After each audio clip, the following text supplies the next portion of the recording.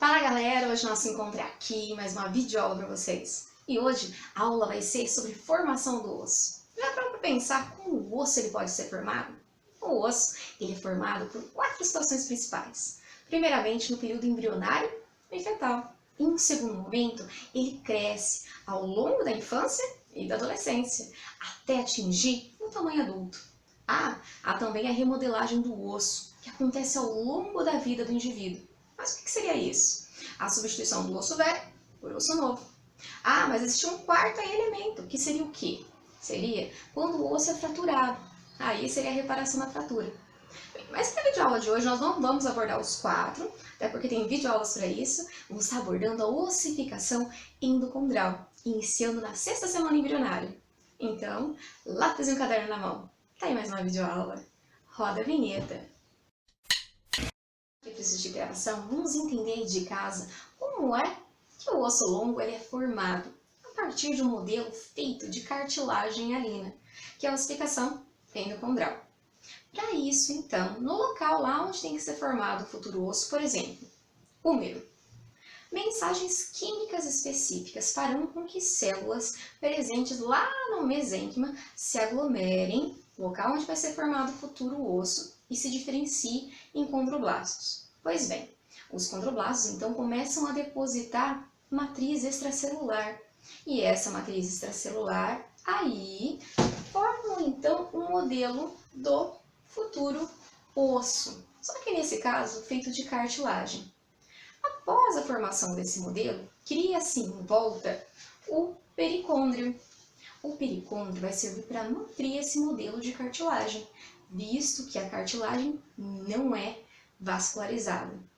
Temos aqui a primeira etapa, que é a formação do modelo de cartilagem. Vamos então para uma segunda etapa. Essa segunda etapa é chamada crescimento do modelo cartilagíneo. Observem aqui.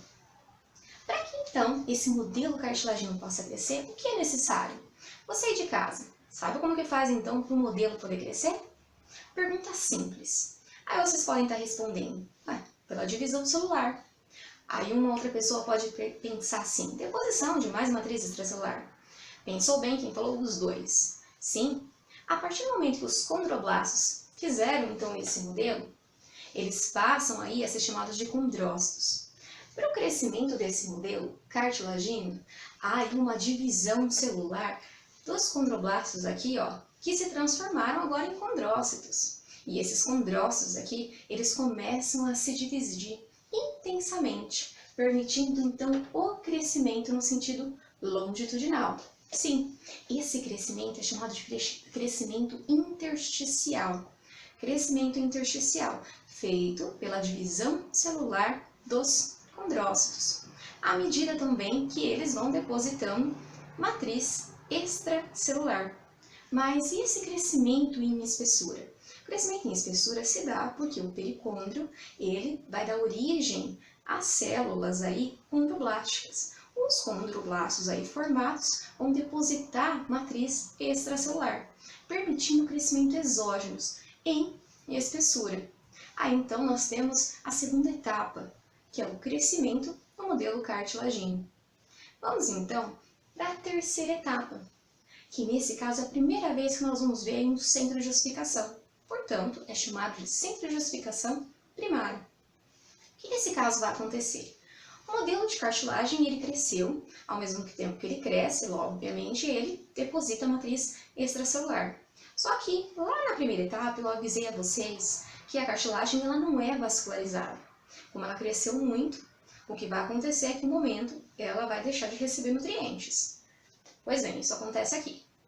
À medida que ela se divide, os condrócitos se dividem, eles depositam matriz extracelular. Ok. Chega um momento que o condrócito ele hipertrofia. A matriz extracelular, em sua volta, começa a se calcificar, impedindo que os condrócitos centrais recebam nutrientes. Dessa forma, esses condrócitos começam a morrer, criando lacunas. E é nesse momento aí que uma artéria nutrícia penetra por volta dessas lacunas. E aí, nesse caso, essa artéria nutrícia começa a estimular o pericôndrio a produzir aí células osteoprogenitoras, o qual vão se diferenciar em osteoblastos, criando ali um centro de ossificação primário, aonde vão produzir trabéculas de osso esponjoso.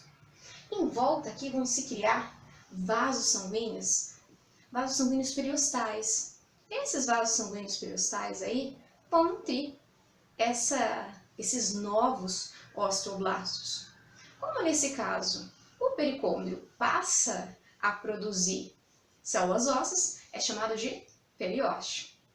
Pois bem, nesse caso aqui, o centro de ossificação ele cresce aí no sentido longitudinal. Temos a terceira etapa, que é chamado de centro de ossificação primário. Numa quarta etapa, como nesse caso aqui,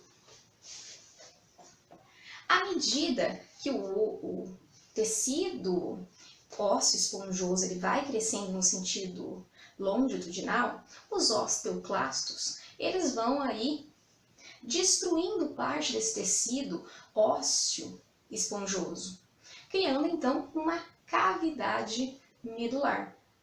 Por fim, parte do osso esponjoso vai ser substituído por osso compacto na diáfise desse modelo cartilagíneo. Essa quarta etapa é chamada de formação da cavidade medular. Numa quinta etapa, que vai acontecer próximo ao nascimento, vasos epifisiais vão penetrar a epífise do modelo, permitindo assim a formação do centro de ossificação secundário. Só que nesse caso, diferente do centro de ossificação primário, não vai se formar qualquer cavidade medular. Já numa sexta etapa, a cartilagem ela vai ficar restrita a dois locais. A lâmina epifisial, que será responsável pelo crescimento do osso em comprimento. Enquanto você tiver a lâmina epifisial, também conhecida como cartilagem epifisial, você vai crescer aí, ó, em comprimento. Já a cartilagem articular vai ficar restrita às extremidades, responsável aí por facilitar os movimentos durante a articulação. Então aqui conclui-se a ossificação endocondral. No vídeo aula de hoje, não esqueçam, dê um like nos nossos vídeos e também se inscreva no nosso canal. Aproveito para falar, ativem o sininho para acompanhar as próximas videoaulas. Até lá!